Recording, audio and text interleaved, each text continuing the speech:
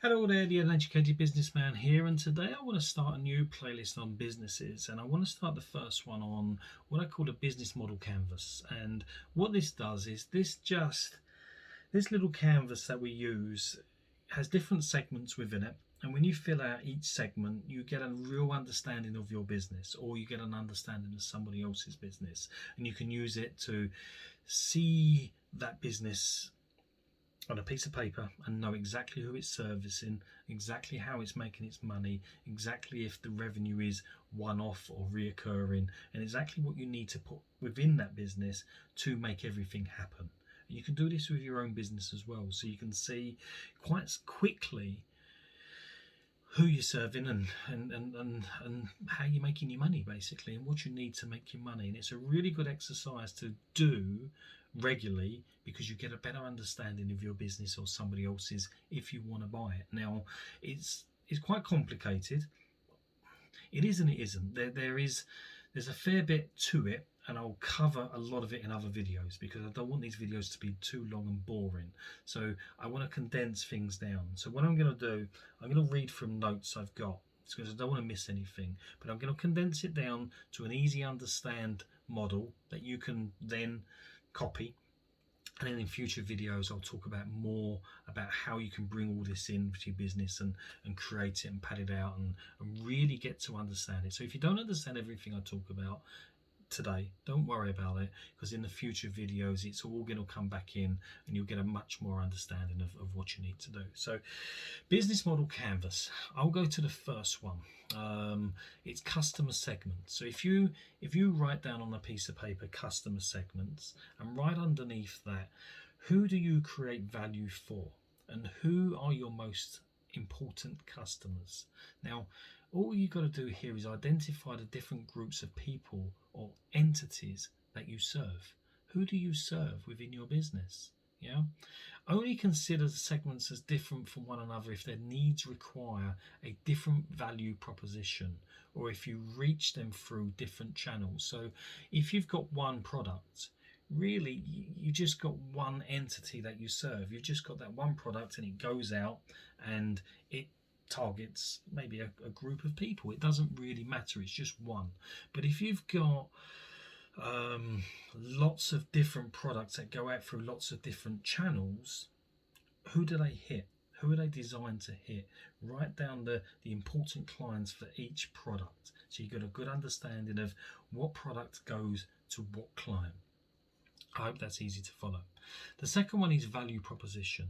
What do we offer our clients as a business, and what problems do we solve for them, and what makes us different as a business? So in the next section, value proposition, what do we offer our clients, what do we solve for them, what makes them different? So this block is for describing what you offer each of your customer segments. And I don't know, you can approach it from many different ways. You could describe the product or service that you offer maybe as a home cleaning service. Yeah, you could describe the value or benefits that you offer them. Maybe it's flexibility, it's ease of contracting at home, it's trust, it's security.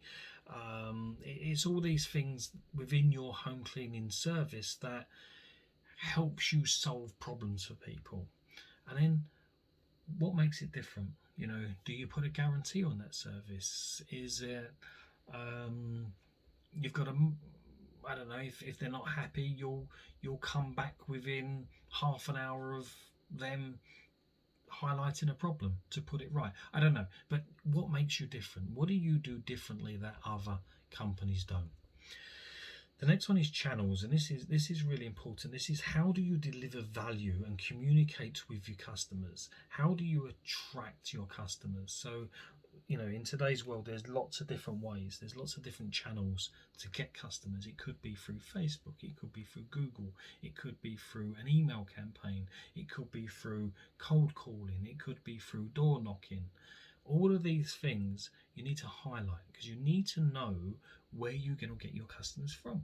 It makes sense, doesn't it? If you got a list, you need to you know where you're getting your customers from. You can work out budgets for each one. You can do a plan for each one. Or if you're buying a business, you may look at it and think, you know, they've got these channels for customers, but they're not utilizing this very well. Maybe there's extra value in this business that they're not creating, and maybe if I buy it, it could be worth more. So work out the channels, your distribution channels, your marketing channels, your communication channels.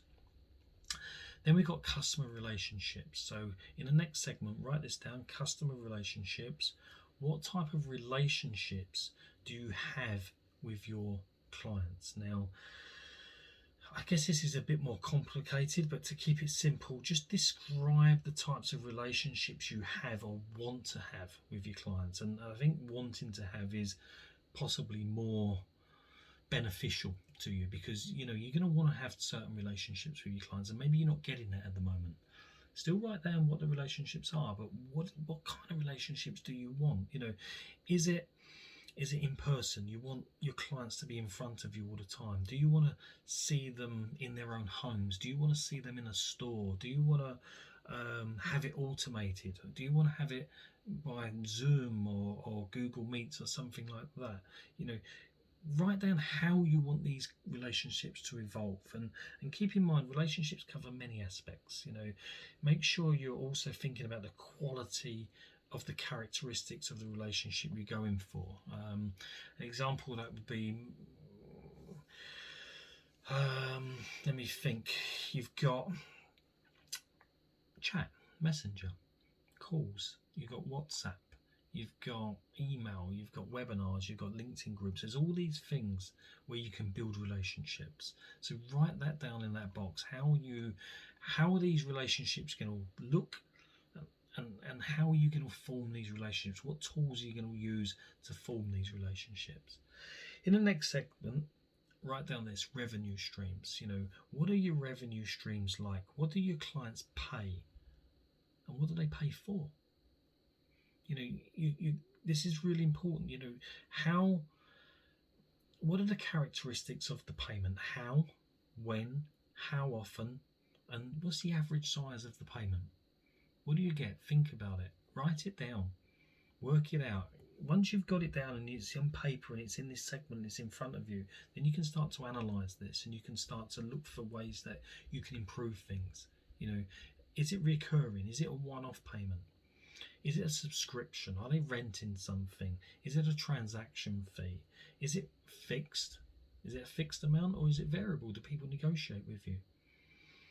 Is it predictable? Is it seasonal? That's a good one. A lot of people make this mistake in business. They especially with cash flow, they don't check that certain parts of the year will bring in more than other parts. So it's really important you understand this in business. Is what you're bringing in seasonal? Because if it is, then you've got to look at your cash flow forecast very, very well. And please don't worry about this too much, because we'll cover a lot of this in future videos, and how to predict and how to forecast with your cash. Who sets the price? Put that in there as well. Who is setting the price? Is it you? Is it the market? Is it your clients? What is it? Key resources is the next section. Write this down now. Key resources. What do you need to order to offer value, and what do you need to be good at? Identify and describe the most important assets you need for your business model to work, because it's great knowing everything. It's great knowing what everything does and what products and blah blah blah. But if you don't have the resources to put into the business to give people what they need, you're not going to go anywhere. So you've got to work out the resources. So is it a physical product? Is it a human? Is it a financial product? Is it something is it technology? Is it knowledge based, network based? Something. All these things you've got to see what the resources are. Can these resources be owned by you? Are they rented? Are they provided by third parties? Where are these resources coming from? How are you going to get them? Once you understand that, things become easier to understand your business. The next one is key activities. What are the most important activities you need to execute for your model to work? So what do? Are you designing something? Do you have to design things for your model to work? Do you have to produce things? Do you have to produce content? I have to produce content for these videos. So if this is my business, this is part of it. I gotta produce these videos for my business to work. Yeah, I gotta maybe I do accounts management, maybe I do research and development, maybe I'm branding things and marketing things. All these things would be my key activities. So what are your key activities?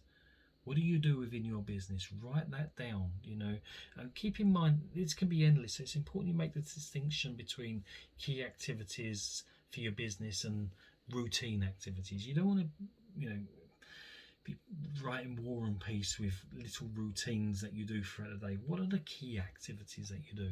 If you're an accountant, it's accounts management. That's your key activity. Who are your key partners as well? Who do you rely on?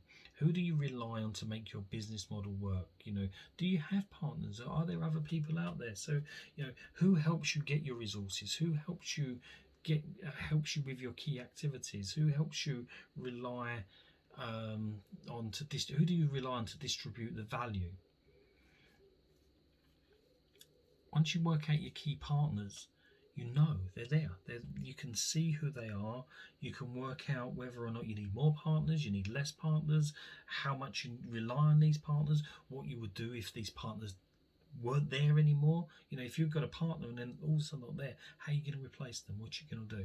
It will help you with the planning of the business in the future, and it will help you understand where you are now and what you may need to do in the future. Cost structure. Write this one down. Cost structure. What are your principal costs, and which of your activities or resources cost you the most?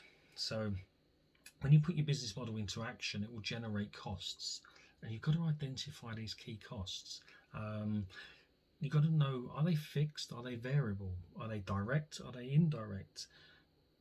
You've got to know what the main costs are: salaries, rent, utilities. These are the big costs that you really need to understand. You're going to have little costs coming in. You don't need to put everything in here, but certainly your key cost, make sure that goes into your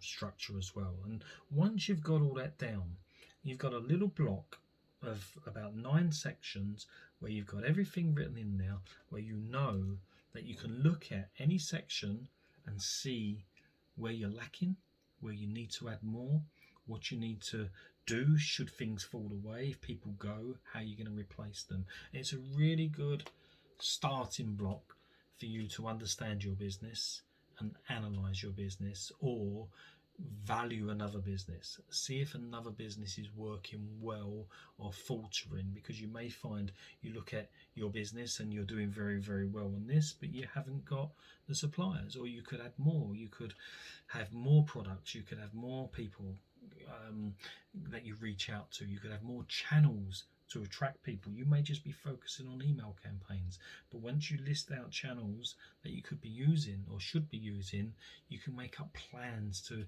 use these channels to attract more people in. But today's video is just really the basics of this canvas to get you thinking about how a business is structured and what you need to bring into the business to make sure that structure works. And once you've got these things, you might have to replay the video a few times just to write down each structure and write down a little bit about what each structure entails. And keep tuning in, keep subscribing, and keep liking, and get the little bell thing on your tablet or phone or whatever, because I'll be doing some more videos on this canvas and how we can pad everything out, and how we can analyze our business, and how we can really get to understand our business and build it and make it a lot bigger, a lot better, and a lot more profitable. And they'll be coming up in the next videos. So I hope you found that useful, it's interesting, and please comment if there's something you don't understand. Please comment, and I will always come back to you and explain in as much detail as I possibly can. That's it for me. I'll be back tomorrow with another video on business. Take care. I'll see you then. Bye bye.